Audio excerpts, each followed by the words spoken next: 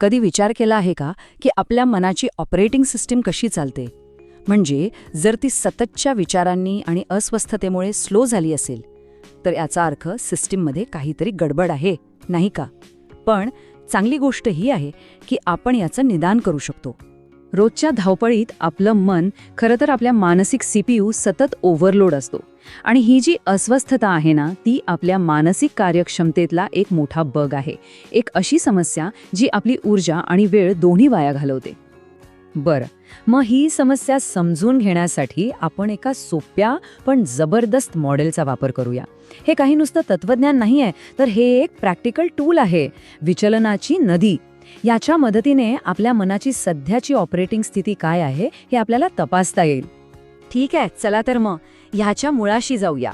आपल्या मनाची operating system ना ह्या चारपैकी कुठल्या तरी एका अवस्थेत असू शकते. आता आपल्याला फक्त हे तपासायचं आहे की आपली अवस्था नेमकी कोणती आहे. ही आहे डिफॉल्ट सेटिंग, अनुसोदगामी. कल्पना करा की आपण एका वेगवान नदीत आहोत आणि प्रवाह आपल्याला जिथे घेऊन जाईल तिथे आपण जातोय. आपलं काहीही नियंत्रण नाही, फक्त रिॲक्शन. घटना घडतात आणि आपण प्रतिक्रिया देतो, बस. आता दुसरी अवस्था, प्रतिसोतगामी. इथे आपण ठरवले की नाही, मला प्रवाहाबरोबर जायचं नाही. हा खरा संघर्ष आहे. यात थकवा आहे, वेदना आहेत, पण ही बदलाची सुरुवात आहे. आपण सिस्टीममध्ये हस्तक्षेप करायला सुरुवात केली आहे. आणि मग येते तिसरी अवस्था, ठितो. हा एक मोठा माइलस्टोन आहे. खूप प्रयत्नानंतर आपण प्रवाहावर नियंत्रण मिळवलंय. विचार आणि भावना येतात आणि जातात, पण त्या आता आपल्याला अस्थिर करू शकत नाहीत. आपण नदीच्या मध्यभागी एकदम स्थिर उभे आहोत. आणि शेवटी चौथी अवस्था, तिण्णो पारगतो. ही आहे अंतिम स्थिती. आता आपण नदीत नाही, आपण काठावर पोहोचलो आहोत.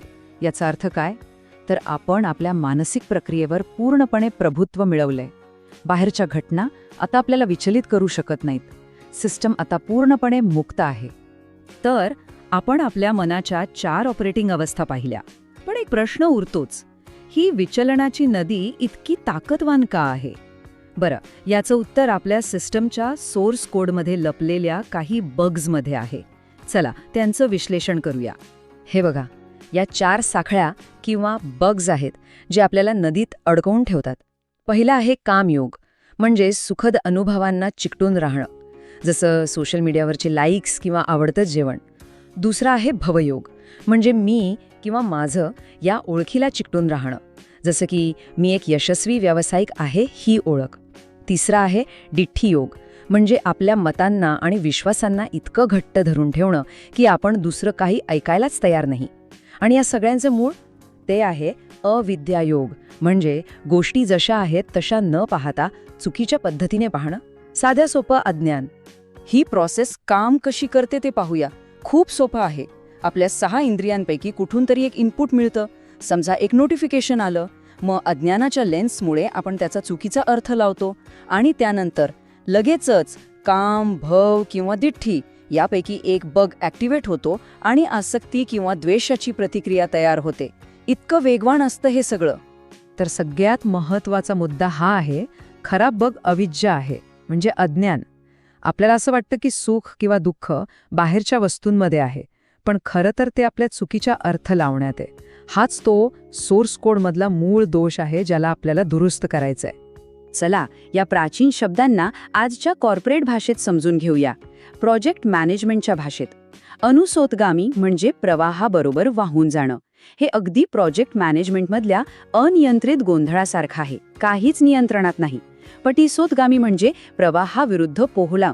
हा झाला ॲक्टिव्ह एक्झिक्युशनचा टप्पा, खूप मेहनत आणि सततची धावपळ. ठिटो म्हणजे स्थिर राहणं.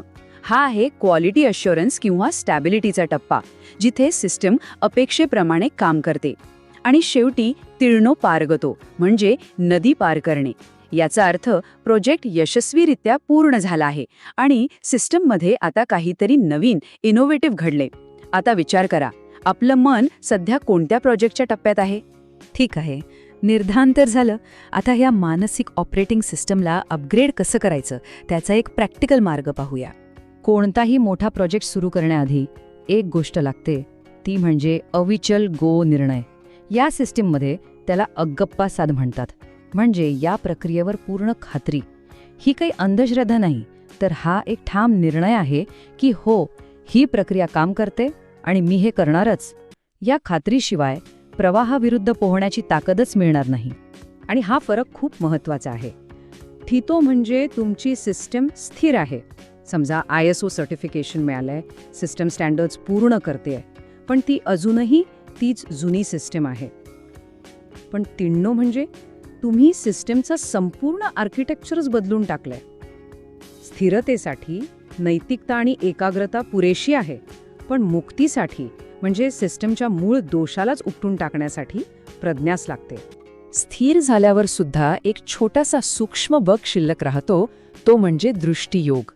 मीच बरोबर आहे किंवा जग असंच चालतं, अशा ठाम चुकीच्या मतांना चिकटून राहणं. ही मतं म्हणजे एक सूक्ष्म अँकर आहे, जो तुम्हाला नदीत धरून ठेवतो, जरी तुम्ही स्थिर असला तरी. हाच तो शेवटचा अडथळा आहे.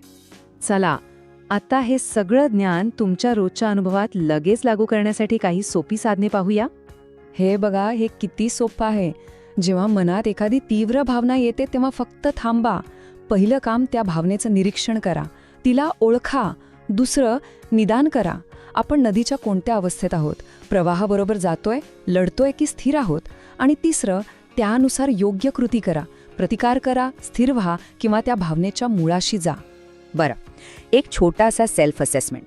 समजा नवीन फोनची जाहिरात दिसली आणि तो खरेदी करण्याची तीव्र इच्छा झाली. ही कोणती अपयशी अवस्था आहे? बरोबर, हे आहे कामयोगाचं उदाहरण. संवेदनात्मक इच्छेमुळे आपण प्रवाहाबरोबर वाहत जातोय. पहिली अवस्था अनुसोतगामी. आणखी एक उदाहरण. करिअरमध्ये अपयश आलं आणि त्यामुळे आपल्या संपूर्ण व्यावसायिक ओळखीवरच प्रश्नचिन्ह निर्माण झालं. ही कोणती अवस्था? इथे आपण आपल्या ओळखीला, आपल्या अस्तित्वाला चिकटून आहोत. हा आहे भवयोग. पुन्हा एकदा, प्रवाहाच्या ताकदीने आपण वाहून जातोय. चला, आता हे सगळं एकत्र आणूया. आपलं अंतिम ध्येय काय आहे आणि त्यासाठी कोणते मापदंड किंवा KPIs आपण वापरू शकतो ते पाहूया. आणि ही आहे एका पूर्णपणे अपग्रेड झालेल्या मनाची अंतर्गत प्रक्रिया. नकारात्मक फीडबॅक आला, डेटा पाहिला गेला, भावनिक ट्रिगरची नोंद घेतली, पण त्यात गुंतलो नाही. प्रतिसाद निवडला गेला. सिस्टम कार्यक्षम आहे, सिस्टम शांत आहे. बघा, इथे कोणतंही घर्षण नाही, फक्त शुद्ध कार्यक्षमता. तर उद्यासाठी हे आहेत आपले KPIs. फक्त 4 कृतिशील क्रियापदं. 1. निरीक्षण करा. प्रतिक्रिया देण्याआधी ट्रिगरला ओळखा. 2. प्रतिकार करा. त्या पहिल्या प्रतिक्रियेला सक्रियपणे विरोध करा.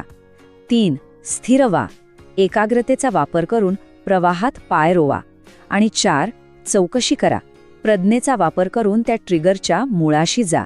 प्रत्येक कृती नदीच्या प्रत्येक अवस्थेशी जोडलेली आहे. आणि शेवटी एक प्रश्न.